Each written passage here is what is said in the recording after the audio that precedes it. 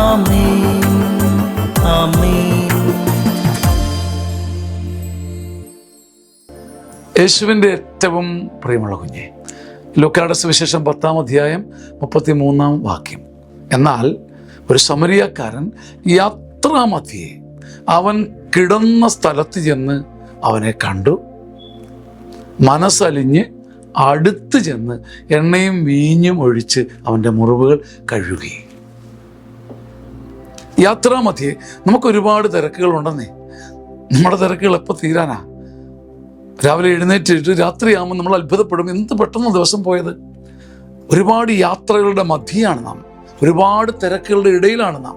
പക്ഷെ ഈ തിരക്കുകളുടെ ഇടയിൽ, യാത്രയുടെ ഇടയ്ക്ക് നമ്മുടെ ലക്ഷ്യങ്ങളും ഓട്ടവും അവിടെ ഒന്ന് നിർത്തിയിട്ട് ദുരിതത്തിലും ഭാരത്തിലും കിടക്കുന്നവനെ അവർ കിടക്കുന്ന സ്ഥലത്ത് വെച്ച് കാണണം.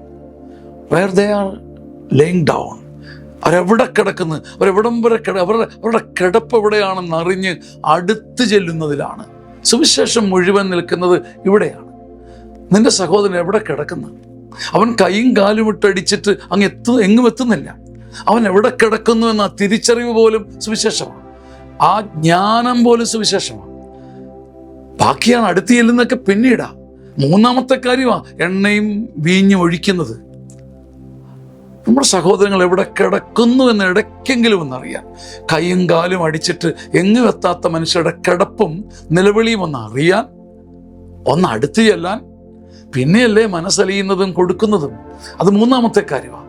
അങ്ങനെ പടിപടിയായി അഭിഷേകത്തിൽ ഉയരാനും പരോപകാരം വഴി ലോകത്തെ കീഴടക്കാനും നമുക്കെല്ലാം ഒരു വിളിയുണ്ട്.